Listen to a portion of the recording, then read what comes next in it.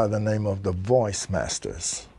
Now, I had heard the Voice Masters when they came out with Hope and Pray. They didn't have no bass singer, and the harmony was impeccable.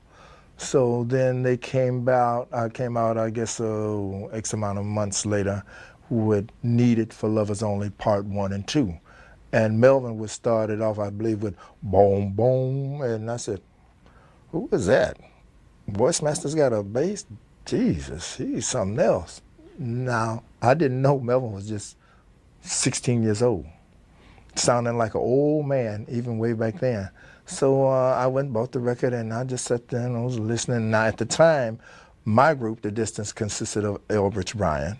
Our bass singer at the time was Arthur Walton, and James Crawford, Bernard Plain, and myself. But Art decided to quit singing, and that put me on a quest to find Melvin. And I guess as fate would have it, I'm walking down Woodrow Wilson, and Melvin was coming down Woodrow Wilson. And for whatever reason, I said, well, I be dog. That's who I'm looking for.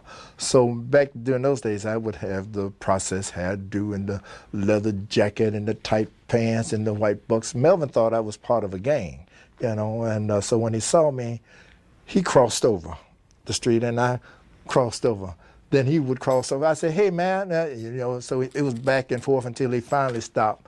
And I said, I want to talk to you about singing with me. He said, well, I thought you was a gang, and I thought you was a gang member, and I thought you was going to beat me up. I said, no, I'm looking for you because I have a contract with a label, and my bass singer quit, and I'm looking for you. And he said, well, you have to talk to Mama Rose. So we walked all the way back to Claremont, which is where Melvin lived, and Melvin was so funny. When we got to Claremont, he stayed on one side and hid behind a tree.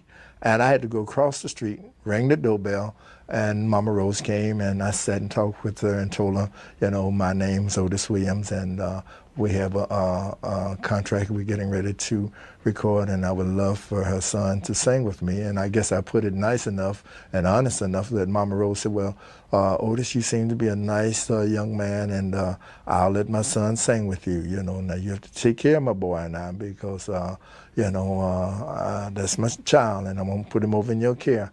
And Melvin, all the time, Mama Rose and me sitting up there talking, Melvin behind the tree, peeping around the tree. And then she waved for him to come on across the street and said, all right, son, you can sing with Otis. And from that day, because I was about 16, he was 16, and I was 17. Now, Melvin only did that vocal part with the Voice Masters just for the record. So he wasn't in the group per se because he was still in school, but he had such a heck of a voice that they used him. And from that day until his demise in '95, him and I, you know, were together all the time. We met Paul and Eddie. See, we used to be managed by a guy named Milton Jenkins. Now, Milton Jenkins was a player. I mean, he had women and he was into all kind of action, but he also was a part-time manager. He managed my group, which we were, before The Distance, we were the Siberians and The Question. So we went through a little metamorphosis of different names before we got to The Distance. So at that time, he had the Primes, which consisted of Eddie Kendricks, Paul Williams, and a guy by the name of Kel Osborne, and they were a trio. At the same time, he also had a girls group, which was called the Primettes, and there was Diana, Mary, Flo, and a girl named Barbara. And there was 4 of them at the time. We would all rehearse. Milton would find a rehearsal place, and each group would be rehearsing. And that's how we met Paul and Eddie. And for whatever reason, the Primes, we lost contact with one another, and then we found out that they broke up. Eddie went back to Birmingham. Paul stayed in Detroit, but they started out in Cleveland and migrated to Detroit. And as fate would have it again, we had signed, my group had changed, and we were called The Distance. We had signed with Johnny May Matthews, a little label called Northern Records, and we recorded this very popular tune called Come On. And at that time, it was Melvin Franklin, Elbridge Bryan, Richard Street, James Crawford, and myself. And we went in, recorded this record, and it was a very popular record. And we used to have to do record hops. And so Johnny May sold the master to a larger company for national distribution. So she came back to Detroit after selling the master. She just showing all these $100 bills and so, oh wow, and she was happy. And so, but I said, well, do we get any royalties for writing? Because I wrote the song, and I guess with me asking about royalties, it ticked her off. And she said, no, you don't get none of this money. This is my money, you know. And I said, well, but royalties is of some kind. So anyway, she got kind of perturbed. And she said, well, if you're going to have that attitude and start asking about royalties, I'm going to take the car. And at the time, she had gotten us a 57 powder blue Buick drop top and had our name on the side. So she said, I'll take the car. And we said, take the car. She said, well, if you have that attitude, I'll take the name. So we said, take the name. We're young. We'll start all over again. And during the process of that, we used to do, like I said, record hops. And that's when I met Barry. Because we had heard of Barry, you know, he was writing songs for Jackie Wilson and dealing with Barrett Strong and Smoke and the Miracles. So while we were on stage performing, you could see Smoke and the Miracles along with Barry coming in because they were on the show as well.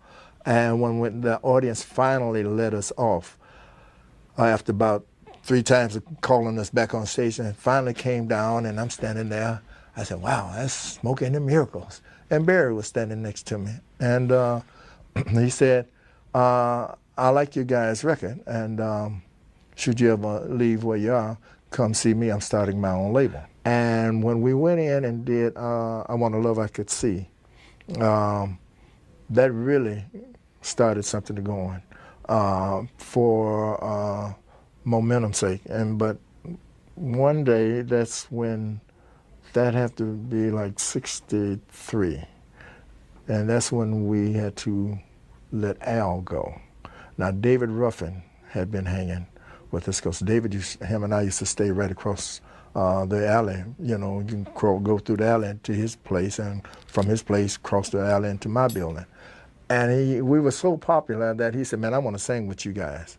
I said, you want to sing with us? He said, man, you know, you guys are something else. And I can believe that because David was a noted singer even then, you know, and the fancy footwork, throwing the microphone up, dropping to his knees and swooping up. And I said, man, if you join us with already what we were doing, we would be something else. He said, well, I would like to sing, you know, with you guys. And they auditioned. I wouldn't say audition, but anyway, Jimmy Ruffin and David was in my kitchen. We were talking about it, and Jimmy said he would like to sing with us too. But I said, but Jimmy, you got bad feet. You know, you can't do all that dancing, because we call him Cush feet, because when he would walk, you know, it was like this here. On stage at the Fox Theater, and then it's still Al, Paul, Melvin, Eddie, and myself.